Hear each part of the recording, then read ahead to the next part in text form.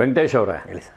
ಅಪ್ಪು ಅವ್ರ ಜೊತೆ, ರಾಜ್ಕುಮಾರ್ ಅವ್ರ ಜೊತೆ ಬಹಳ ಸುದೀರ್ಘವಾಗಿ ನಿಮ್ಮ ಅನುಭವಗಳನ್ನೆಲ್ಲ ಹೇಳಿದ್ರಿ. ನಿಮ್ಮ ಚಿತ್ರರಂಗದ ಒಂದು ಪಯಣವನ್ನು ಹೇಳಿ ಸರ್. ನಾನು ಅದೇ ಹೇಳಿದ್ನಲ್ಲ ಸರ್, ನಮ್ಮ ತಂದೆ ಡ್ರಾಮಾ ಆರ್ಟಿಸ್ಟು. ನಾನು ಅವ್ರ ನಾಟಕ ನೋಡ್ಕೊಂಡು ಬೆಳೆದಂತನು. ನಮ್ಮ ತಂದೆ ಒಂದು ಆಸೆ ಏನಂದರೆ ಮಗನು ಕಲಾವಿದನ ಆಗಬೇಕು ಅನ್ನೋದು ಆಸೆ. ಆದರೆ ಹೀರೋ ಆಗಬೇಕು ಅಂತ ನಾವು ಯಾವತ್ತೂ ಅಂದ್ಕೊಂಡಿಲ್ಲ. ಆದರೆ ಒಂದು ಕಲಾವಿದನ ಆಗಬೇಕು ಅಂತ, ಅದು ಸ್ವಲ್ಪ ಈ ಫೈಟ್ ಎಲ್ಲ ಕಲ್ತ್ಕೊಂಡು ಅಣ್ಣವ್ರ ಮನೆಗೆಲ್ಲ ಕರ್ಕೊಂಡೋಯ್ತು.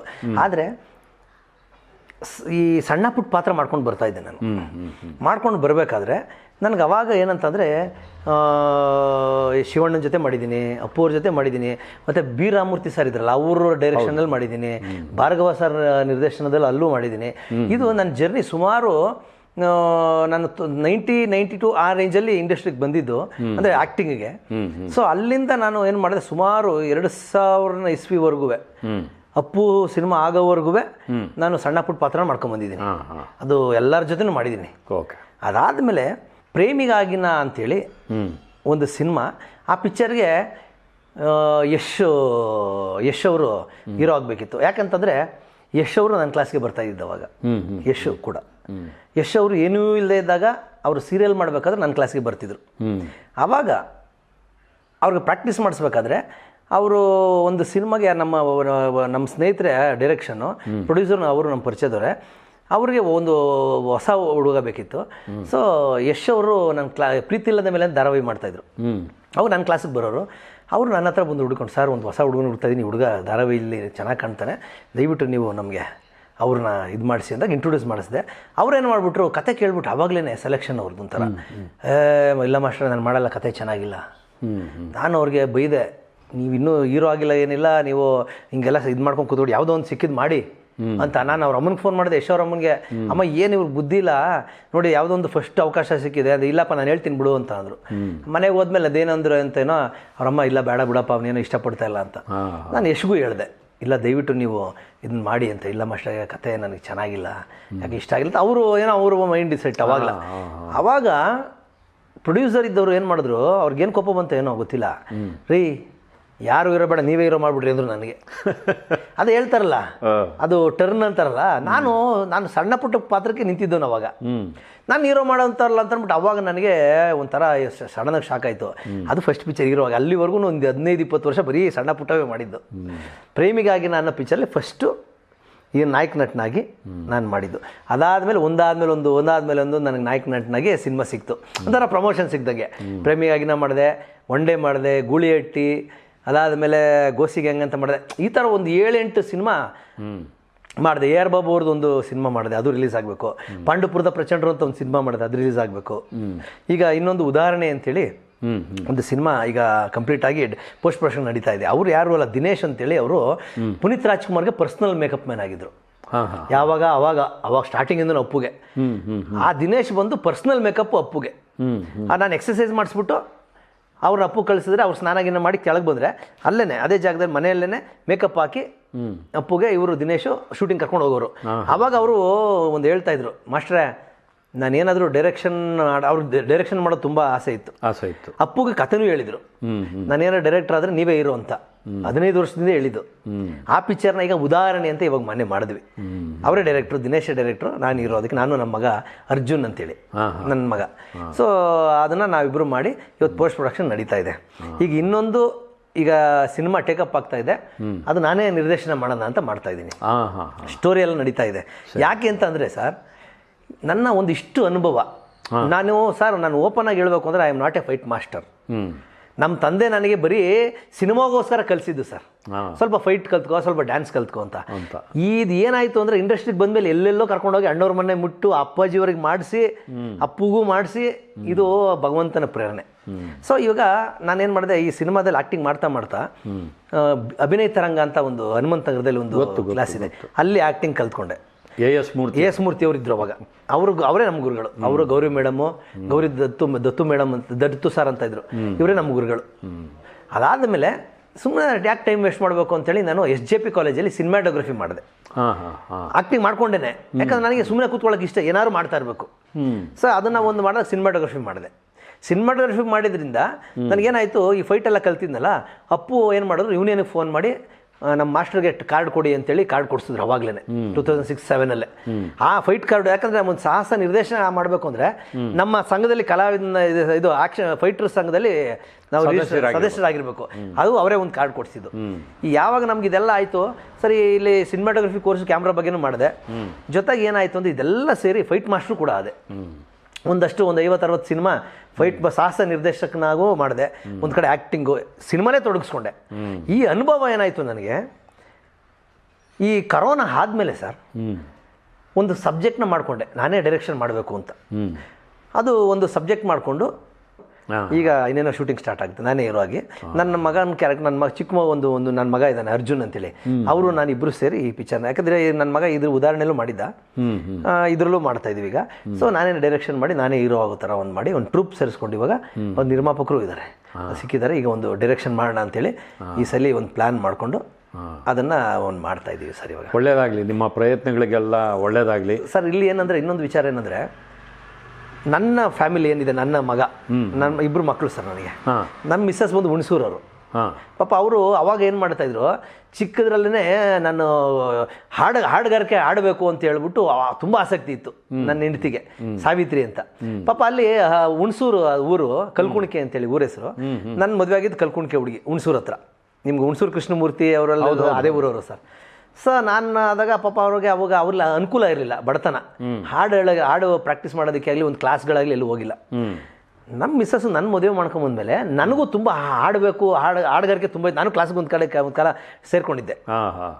ಈಗೆಲ್ಲ ಏನು ಹೇಳ್ತಾರೆ, ಇದೇನ್ರಿ ಈಗ ನನ್ನ ಮಕ್ಕಳು ಬಂದು ಸಂಗೀತಗಾರವರು, ನಾನು ಫೈಟ್ ಕಲಿಸಿಲ್ಲ ಅವ್ರಿಗೆ. ನಮ್ಮ ಇಂಡಸ್ಟ್ರಿಯಲ್ಲಿ ಹೇಳ್ತಾರೆ, ಈಗ ಫೈಟ್ ಮಾಸ್ಟ್ರು ಫೈಟರ್ಸ್ ಮಕ್ಕಳು ಫೈಟರ್ ಆಗಬೇಕು ಅಂದ್ರೆ ನೀವೇನು ಸಂಗೀತ ಕಲಿಸಿದ್ರಿ ಅಂತೆ. ನನ್ನ ಮಕ್ಳಿಗೆ ನನ್ನ ಹೆಂಡತಿಗೂ ನನಗೆ ಏನು ಆಸೆ ಅಂದರೆ ಅವರು ಸಂಗೀತಗಾರ ಆಗಬೇಕು ಅಂತ.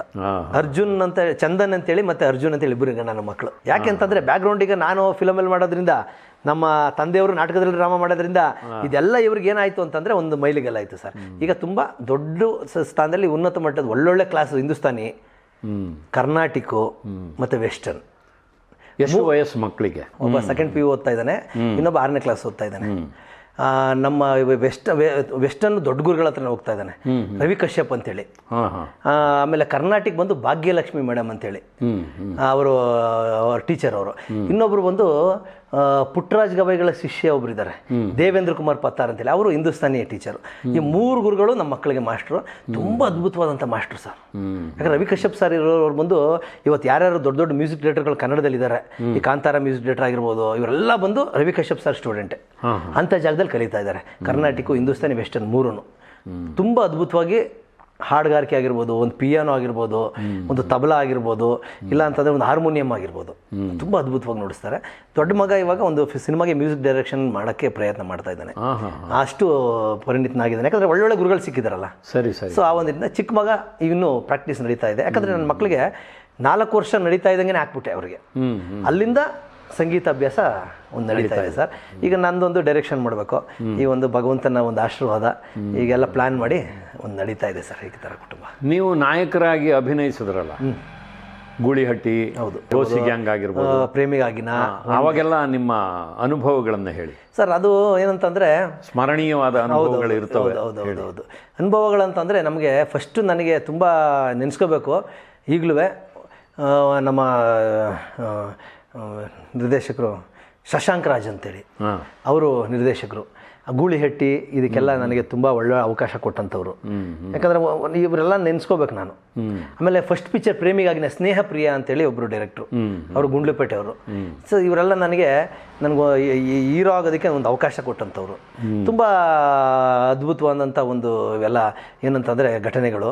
ಮತ್ತು ಏನಂದರೆ ಅಲ್ಲಿಂದ ಒಂದೊಂದೇ ಪಿಕ್ಚರ್ ಮಾಡ್ಕೊಂಡು ಹೀರೋ ಆಗಿ ನಾನು ಬಂದು ಇವತ್ತು ಈ ಪಿಕ್ಚರ್ ಮಾಡ್ತಾಯಿದ್ದೀನಿ. ನೀವು ಒಬ್ಬ ಸ್ಟಂಟ್ ಡೈರೆಕ್ಟರ್ ಅಂತ ಆಗಲಿ, ಅಥವಾ ನಿಮಗೆ ಜಿಮ್ನಲ್ಲಿ ಸ್ಟಂಟ್ಗಳಲ್ಲಿ ಆಸಕ್ತಿ ಇದೆ ಅಂತಾಗಲಿ, ನಿಮ್ಮ ಪಾತ್ರಗಳನ್ನು ಅದೇ ರೀತಿ ಹೆಣಿತಾರಾ ಅಥವಾ ಬೇರೆ ಎಮೋಷನ್ಸು ಇರೋ ಹಾಗೆ ಮಾಡ್ತಾ ಇದ್ದಾರೆ? ಸರ್ ಆ್ಯಕ್ಚುಲಿ ಇಲ್ಲಿವರೆಗೂ ಹಂಗೆ ಇತ್ತು ಎಲ್ಲ. ಈಗ ಫೈಟ್ ಮಾಸ್ಟರ್ ಇರೋ ಬರೀ ಫೈಟ್ ಅಂತ ಜಾಸ್ತಿ ಅದೇ ಆಕ್ಷನ್ ಮೂವಿನೇ ಮಾಡಿ ಇಲ್ಲಿವರೆಗೂ ಮಾಡಿಸಿದ್ರು. ಈಗ ನನ್ನ ಡೈರೆಕ್ಷನಲ್ಲಿ ಸ್ವಲ್ಪ ಅದನ್ನೆಲ್ಲ ಸ್ವಲ್ಪ ದೂರ ತಳ್ಳಿದ್ದೀನಿ. ಯಾಕಂತಂದರೆ ಒಂದಕ್ಕೆ ಫಿಕ್ಸ್ ಆಗಬಾರ್ದು ಸರ್. ಯಾಕಂದರೆ ನಾನು ನಮ್ಮ ತಂದೆಯವರ ನಾಟಕಗಳು ನೋಡ್ಕೊಂಡು ಬೆಳೆದವನು. ಅಪ್ಪಾಜಿಯವರ ಡಾಕ್ಟರ್ ರಾಜ್ಕುಮಾರ್ ಅವ್ರ ಪಿಕ್ಚರ್ ನೋಡ್ಕೊಂಡು ಬೆಳೆದವನು, ಮತ್ತು ಈಗ ಪುನೀತ್ ರಾಜ್ಕುಮಾರ್ ಅಭಿನಯದ ಪಿಕ್ಚರ್ಗಳು ನೋಡಿದಂಥವನು. ಏನಂದರೆ ಈ ಸಲ ಸ್ವಲ್ಪ ಸ್ಟೋರಿ ಮೇಲೆ ಕಾನ್ಸಂಟ್ರೇಟ್ ಮಾಡಿ ಆ್ಯಕ್ಷನ್ ಕಮ್ಮಿ ಇರಬೇಕು. ಹೌದು, ಆ್ಯಕ್ಷನು ಬೇಕು, ಆದರೆ ಎಲ್ರಿಗೂ ಗೊತ್ತು ಅಪ್ಪು ವೆಂಕಟೇಶ್ ಆ್ಯಕ್ಷನ್ ಅಂತೇಳಿ, ತಿರುಗಿ ಅದೇ ತೋರಿಸಿದ್ರೆ ಬೇಜಾರಾಗುತ್ತೆ. ಸೊ ಅದಕ್ಕೋಸ್ಕರ ಈ ಸಲ ಒಂದು ಒಳ್ಳೆ ಒಂದು ಸಿನಿಮಾ, ಕತೆ ಇರುವಂಥ ಸಿನಿಮಾ ಮಾಡ್ತಾ ಇದ್ದೀನಿ. ಈಗ ನೆಕ್ಸ್ಟ್ ಬಂದು ಭದ್ರಾವತಿ ರಾಮಾಚಾರಿ ಅಂತೇಳಿ ನಿಮ್ಮ ಒಂದು ಸಂಚಿಕೆಯಲ್ಲಿ ಲಾಸ್ಟ್ ನಮಗೆ ನಿಮ್ಮ ಸಂಪರ್ಕ ಸಿಕ್ಕಿ, ಅವರು ನನ್ನ ತುಂಬಾ ಆತ್ಮೀಯರು ಸರ್. ತುಂಬಾ ಸರ್, ಅವ್ರು ಏನು ಅಂದ್ರೆ ಸರ್ ಅದ್ಭುತವಾದಂಥ ವ್ಯಕ್ತಿ. ಅವರು ಹೇಳ್ತೀನಲ್ಲ ಸರ್, ತಾಯಿ ಸರಸ್ವತಿನೇ ಅವರಲ್ಲಿ ಇದಾರೇನೋ ಅನ್ಸುತ್ತೆ ನಮಗೆ. ಯಾಕಂದ್ರೆ ಅಂತಂತ ಒಳ್ಳೆ ಬರವಣಿಗೆ ಕಥೆಗಳನ್ನೆಲ್ಲ ಮಾಡ್ತಾರೆ. ಅವರ ನಿರ್ದೇಶನದಲ್ಲಿ ಒಂದು ಈಗ ಇನ್ನೊಂದು ಪ್ಲಾನ್ ಮಾಡ್ತಾ ಇದ್ರಿ, ಈಗ ಬರಿತಾ ಇದ್ದಾರೆ ಬುಕ್. ಅವರು ಹೇಳಿದ್ರು, ಸಂದರ್ಶನದಲ್ಲೂ ಹೇಳಿದ್ರು ಸಿನಿಮಾ ಮಾಡೋದು ಪ್ರಯತ್ನ ನಡೀತಾ ಇದೆ. ಹೌದು, ಆಕ್ಚುಲಿ ಒಂದು ಅದಕ್ಕೆ ನಾನೇ ಇರುವಾಗ ಮಾಡೋಕ್ಕೆ ಎಲ್ಲ ಆಗ್ತಿದೆ. ಸೊ ಅದು ಎಲ್ಲ ಒಂದು ಇದರಲ್ಲೂ ಹೇಳಿದ್ದಾರೆ ಅವರು, ಅಪ್ಪು ವೆಂಕಟೇಶ್ ಇಟ್ಕೊಂಡು ಒಂದು ಸಿನಿಮಾ ಮಾಡ್ತಾ ಇದೀವಿ ಅಂತ. ತುಂಬ ಅದ್ಭುತವಾದಂಥ ಕತೆ ಮತ್ತು ನೈಜ ಘಟನೆ ಅವ್ರು ಮಾಡಿರೋದು. ಸೊ ಆ ಒಂದು ಇದರಿಂದ ಸೊ ಅವರು ಒಂದು ಡೈರೆಕ್ಷನಲ್ಲಿ ಈಗ ಒಂದು ಪ್ಲ್ಯಾನ್ ಆಗ್ತಾ ಇದೆ. ಇನ್ನೊಂದು ಮಾತುಕತೆ ಹಿಂಗೆ ನಡೀತಾ ಇದೆ, ಜಗನ್ ಅಂತೇಳಿ ಉತ್ತರ ಕರ್ನಾಟಕದವರು, ಅವ್ರದ್ದೊಂದು ಸಿನಿಮಾ ಮಾಡಬೇಕು, ಅವ್ರದ್ದೊಂದು ಮಾತುಕತೆ ನಡೀತಾ ಇದೆ. ತುಂಬ ಅದ್ಭುತವಾಗಿದೆ ಕತೆ. ಸೊ ಇದೆಲ್ಲ ಈ ಥರ ಒಂದು ಕೆಲವೆಲ್ಲ ಮಾಡ್ತಾ ಇದ್ದೀವಿ ಸರ್. ಮತ್ತೆ ಈಗ ಕನ್ನಡ ಸಿನಿಮಾಗಳಿಗೆ ಒಂದು ರೀತಿಯಲ್ಲಿ ಒಂದು ಆಶಾ ಕಿರಣನೂ ಮೂಡಿ ಬರ್ತಾ ಇದೆ. ಹೌದು, ಸಿನಿಮಾಗಳನ್ನು ಬೇರೆ ಬೇರೆ ವೇದಿಕೆಗಳಲ್ಲಿ ನಾವು ಪ್ರಮೋಟ್ ಮಾಡುವಂಥದ್ದು ಒಂದು ವ್ಯವಸ್ಥೆ ಈಗ ಆಗ್ತಾ ಇದೆ. ಪ್ಯಾನ್ ಇಂಡಿಯಾ ಅಂತೇಳಿ ಮಾಡಿದ್ದಾರೆ, ಮಾಡ್ಬೋದು. ಆಮೇಲೆ ಬೇರೆ ಬೇರೆ ಭಾಷೆಗಳಿಂದ ಕನ್ನಡ ಸಿನಿಮಾಗಳಿಗೆ ಬೇಡಿಕೆ ಕೂಡ ಇದೆ. ಅಂದರೆ ನೀವು ಸರಿಯಾದ ಒಂದು ಕಂಟೆಂಟ್ ಇಟ್ಕೊಂಡು ಸಿನಿಮಾ ಮಾಡಿದ್ರೆ ಅದನ್ನು ಪ್ಯಾನ್ ಇಂಡಿಯಾ ಮಟ್ಟಕ್ಕೆ ಮಾಡೋದು ಕಷ್ಟ ಅಲ್ಲ ಅನ್ನೋದಕ್ಕೆ ಒಂದಿಷ್ಟು ಧೈರ್ಯ ಬರ್ತಾ ಇದೆ ಇವತ್ತು. ಸರ್ ಒಂದೇನು ಹೇಳೋಗಿದ್ರೆ ಈ ವಿಚಾರದ ಹೇಳಕ್ಕೆ ಇಷ್ಟಪಡ್ತೀನಿ. ನಾವು ನೀವೆಲ್ಲ ಏನು ಅನ್ಕೊಂಡ್ವಿ ಕರೋನಾ ಬಂದಮೇಲೆ ಸಿನಿಮಾ ಇಂಡಸ್ಟ್ರಿಗೆ ಏನಾಗುತ್ತೋ ಅಂತೇಳಿ. ಆದರೆ ನಿಜವಾಗ್ಲೂ ಯಶ್ಗೆ ಆಗಿರ್ಬೋದು, ರಿಷಬ್ ಶೆಟ್ಟಿಗೆ ಆಗಿರ್ಬೋದು, ಇವ್ರಿಗೆಲ್ಲ ನಾವು ನಿಜವಾಗ್ಲೂ ಗ್ರೇಟ್ ಅಂತ ಹೇಳ್ಬೋದು. ಯಾಕೆ ಅಂತಂದರೆ ಎಂಥ KGF ಆಗಿರ್ಬೋದು, ಈ ಕಾಂತಾರ ಆಗಿರ್ಬೋದು, ಇವೆಲ್ಲ ತುಂಬ ದೊಡ್ಡ ಪ್ಯಾನ್ ಇಂಡಿಯಾ ಸಿನಿಮಾ. ಯಾಕಂದರೆ ಈಗ ಏನಾಗಿದೆ ಅಂತಂದರೆ, ಈಗ ನಮಗೊಂದು ಒಳ್ಳೆ ಒಂದು ಟೈಮು ಈ ಕರೋನಾ ಆದಮೇಲೆ ಜನಗಳು ನಾವು ಏನು ಅಂದ್ಕೊಂಡ್ವಿ ಇವತ್ತು ಥಿಯೇಟ್ರಿಗೆ ಬರಲ್ಲ ಅಂತ ಇವತ್ತು ಪ್ರೂವ್ ಮಾಡಿದ್ದಾರೆ. ಒಳ್ಳೆ ಕಂಟೆಂಟ್ ಕೊಟ್ಟರೆ ಸರ್. ಇವಾಗ ಹೀರೋ ಅವರೇ ಇರಬೇಕು ಇವರೇ ಇರಬೇಕು ಅಂತ ಇಲ್ಲ ಸರ್. ಹೌದು, ನಾನು ಓಪನ್ ಆಗಿ ಹೇಳ್ತೀನಿ. ಯಾಕಂದರೆ ಅವಾಗಿದ್ದಾಗ ಅಣ್ಣವರಿದ್ದರು, ವಿಷ್ಣುವರ್ಧನ್ ಸರ್ ಇದ್ದರು, ಅಂಬರೀಷ್ ಅವರಾಗಿರ್ಬೋದು, ಎಲ್ಲ ಆಗಿರ್ಬೋದು. ಅದೊಂದು ಟೈಮ್ ಇತ್ತು. ಸೊ ಈಗೇನಂದರೆ ಅದೊಂದು ಕಾಲಘಟ್ಟ. ಈಗೇನು ಅಂತಂದರೆ ಯಾರೇ ಬರಲಿ ಹೊಸಬ್ರು ನಮ್ಮ ಜನ ಸ್ವೀಕರಿಸ್ತಾರೆ ಅನ್ನೋಕ್ಕೆ ಸಾಕ್ಷಿ ಏನು ಅಂದರೆ ಕತೆ, ಕಂಟೆಂಟ್. ನೀವು ಒಳ್ಳೆ ಕಂಟೆಂಟ್ ಕೊಡಿ, ನಾವು ಅಳಬ್ರೇ ಬೇಕು ಹೊಸಬ್ರೇ ಬೇಕು ಅಂತಿಲ್ಲ ಸರ್. ಇವಾಗ ಕತೆ ಚೆನ್ನಾಗಿದ್ರೆ ಯಾರು ಬೇಕಾದರೂ ನೋಡ್ತಾರೆ ಅನ್ನೋದಕ್ಕೆ ಯಶ್ ಅವರು ಮತ್ತು ನಮ್ಮ ರಿಷಬ್ ಶೆಟ್ಟಿ ಅವರೇ ಸಾಕ್ಷಿ, ಇದಕ್ಕೆ ಸಾಕ್ಷಿ ಅಂತ ನಾನು ಖಂಡಿತ ಹೇಳಕ್ಕೆ. ಯಾಕೆಂದರೆ ರಿಷಬ್ ಶೆಟ್ಟಿ ಆಗಿರ್ಬೋದು, ಯಶ್ ಆಗಿರ್ಬೋದು, ನಮ್ಮ ಕ್ಲಾಸಿಗೆ ಬರ್ತಿದ್ದರು. ಅದರಲ್ಲಿ ರಿಷಬ್ ಶೆಟ್ಟಿ ಇವರೆಲ್ಲ ಒಂದು ಗಣೇಶ್ ಆಗಿರ್ಬೋದು, ಅವರೇ ಒಂದು ಮೊನ್ನೆ ಯಾವುದೋ ಒಂದು ಈ ಇಂಟರ್ವ್ಯೂಲ್ ಹೇಳ್ಕೊಂಡಿದ್ದಾರೆ ನಮಗೆ ಮಾಸ್ಟರ್ ಅಪ್ಪು ವೆಂಕಟೇಶ್ ಅಂತೇಳಿ. ಆದರೆ ರಿಷಬ್ ಶೆಟ್ಟಿ ಏನಂದರೆ ನಾವು ಅವ್ರ classmates, college mates. Sericulture cinematography ಇದೆಯಲ್ಲ, ಸಿನಿಮಾಟೋಗ್ರಫಿ ಮಾಡಬೇಕಾದ್ರೆ SJP ಕಾಲೇಜಲ್ಲಿ ನಾನು, ರಿಷಬ್ ಶೆಟ್ಟಿ ಅವರು, ನಮ್ಮ ಮಹೇಶ್ ಅಂತ ಒಬ್ಬ ಕ್ಯಾಮ್ರಾಮನ್ ಇದ್ದಾರೆ, ಒನ್ ಡೇ ಕ್ಯಾಮ್ರಾಮನ್, ನಾವೆಲ್ಲ ಒಂದು ಟ್ರೂಪು, ನಾವೆಲ್ಲ ಅದೇ ಕಾಲೇಜಲ್ಲಿ ಸ್ಟಡಿ ಮಾಡೋದು ಅಂತಾರೆ ಸರ್. ಮತ್ತೆಲ್ಲ ಮೇಲೆ ಬರ್ತಿದ್ದಾರೆ. ಸೊ ನಮ್ಮದು ಒಂದು ಪ್ಲ್ಯಾನ್ ನಡೀತಾ ಇದೆ ಸರ್. ಈ ಥರ ಪ್ಯಾನ್ ಇಂಡಿಯಾ ಅಂತ ಒಂದು ಮಾಡ್ತಾ ಇದ್ದೀವಿ ಸರ್.